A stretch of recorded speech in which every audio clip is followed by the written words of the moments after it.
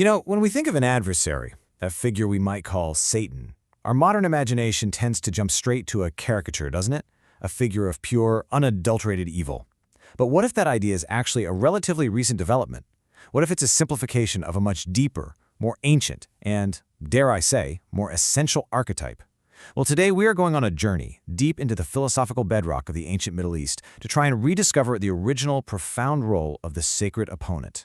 Here's how we're going to approach this. First, we'll reconsider the very concept of the adversary itself. Then we'll trace its incredible evolution, starting with the creative chaos of Mesopotamia, moving through the intricate balance of duality in Egypt, and then examining the great moral divide that appeared in ancient Persia. And finally, we'll bring it all together to truly understand the cosmic purpose of this sacred opponent. All right, let's begin. So to really get started, we have to clear the deck. We need to set aside our modern assumptions and challenge the very purpose we assign to an adversarial figure. It's not about good versus evil. Not yet. It's about function. And this is the question that lies at the very heart of our investigation. Is this figure truly an external enemy that must be fought and vanquished? Or is it something else entirely? The ancient world, as we'll see, had a profoundly different answer to this question, one that might change how you see the very structure of reality. This right here is the fundamental shift in perspective. The modern view sees the adversary as a moral problem, an error, a bug in the cosmic software that needs to be deleted. But the ancient archetype, well, it was understood as a crucial function within this system. It wasn't a bug, it was a feature. A necessary, dynamic force that drives change, that tests boundaries, that pushes creation forward. The question, then, isn't about morality, good versus evil. It's about ontology, the very nature of being itself. So let's travel back to our first stop, the cradle of civilization itself, Mesopotamia. Here, the adversary wasn't a fallen angel plotting in the shadows. No, it was something far more primal, a creative monster. This concept, the Chaos Kampf, which literally means struggle against chaos, is absolutely foundational. It's a story you see again and again in these ancient cultures. A divine hero has to battle a monstrous, chaotic entity, often a sea dragon. But the most important part of the story isn't the battle itself. It's what happens after the battle. Take the famous Babylonian epic, the Enuma Elish. The god Marduk confronts and slays the great dragon goddess of chaos, Tiamat. But here's the crucial part. He doesn't banish her or erase her from existence. Instead, he takes her corpse, splits it in half, and from it he creates the sky and the earth. This is such a powerful metaphor. Chaos isn't destroyed, it is transformed, it's repurposed.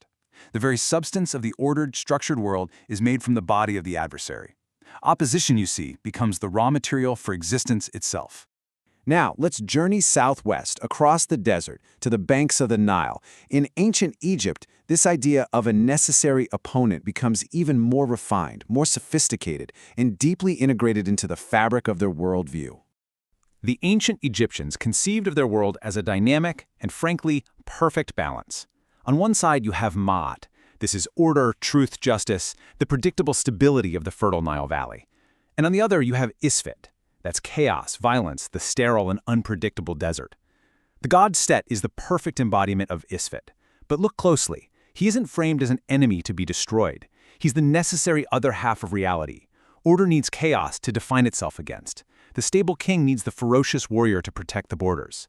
They are two inseparable parts of a single dynamic whole. This idea just gets right to the very heart of the Egyptian worldview. You see, unlike later traditions that tried so hard to cast out their demons and deny their shadows, Egyptian thought was mature enough to understand that the shadow is essential. It's not a flaw, it's proof of the light. Set's opposition is what gives the entire system its energy, its resilience, and its strength. And this was not just some abstract philosophical idea. It had direct, real-world applications. When the pharaohs had to be utterly ruthless in battle, or when they needed to fight off a devastating plague, they didn't pray to the gods of order. No, they invoked the raw, destructive, violent power of Set. They understood on a very practical level that sometimes the adversarial energy is precisely what is needed to preserve the whole. Okay, so far we've seen the adversary as an integrated engine within the cosmic system. But now we move to ancient Persia, and with the rise of Zoroastrianism, something completely new emerges, a fundamental break from the past, one that will echo through Western thought for millennia to come. And this is the turning point. That integrated, functional view of opposition that we've been carefully exploring, it's about to be shattered. The adversary is no longer an internal mechanism for creation and balance. For the first time, it's going to be cast as a true, external, and moral enemy. Let me introduce you to Angra Mainyu, who would later be known as Ahriman. He is not a primordial monster to be repurposed. He is not a necessary shadow to be integrated. Here, for the very first time in our journey, we meet an adversary who is conceived as an entirely separate and independent power, an active, malicious will whose entire existence is defined by its opposition to the good creator Ahura Mazda. So what makes Ahriman so different? He embodies an active mindset, a Mainyu of destruction. He is not simply the passive absence of light. He is an opposing force of darkness with his own agency, his own will. And what's truly fascinating is his defining flaw: ignorance, blindness. Unlike the wise creator Ahura Mazda, who sees all, Ahriman cannot see the consequences of his own destructive acts.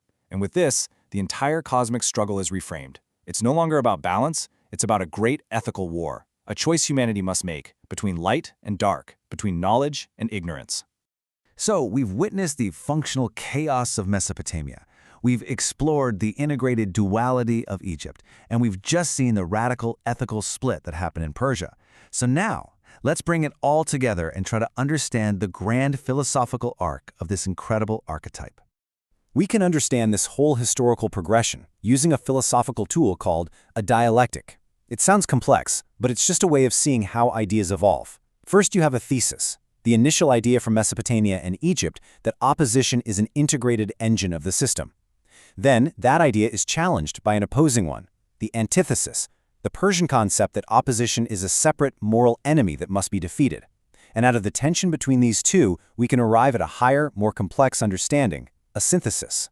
The adversary is the necessary opponent, the dynamic force that tests our will, drives progress, and ultimately saves the cosmos from static perfection, from stagnation. So, what's the ultimate point of all this opposition? This is the key takeaway. It always has a purpose, a goal. The ultimate function of chaos is to break down old structures so that new forms can emerge. The purpose of rebellion isn't just to destroy, but to test authority and limits, which leads to self-awareness, to knowledge, what the ancients called gnosis. And the function of what we perceive as suffering or evil is to provide the necessary contrast for our spiritual development, for the tempering and strengthening of the human will. And this is the profound conclusion we're led to. In every tradition we've examined, the adversary serves an absolutely essential purpose. Without the chaotic body of Tiamat, there is no material world. Without the violent strength of Set, there is no defense for order. And without the moral challenge posed by Ahriman, there is no true test for the human will, no meaning in our choice to pursue the good. The story, you see, simply cannot move forward with the opponent. And this, I believe, brings us to the final, most powerful reframing. Perhaps these ancient traditions weren't making excuses for evil. Perhaps they were committed to something far more courageous, embracing the totality of reality. Understanding that truth itself might have two faces, and that you cannot truly know one without staring directly into the other. So I'll leave you with this thought to ponder. What if we were to follow this ancient logic to its ultimate conclusion? It suggests that the shadow is not something to be feared, or hated, or eliminated, but rather it is something to be understood as the sacred and necessary contrast that makes the light visible and gives our very existence its profound, complex, and magnificent meaning.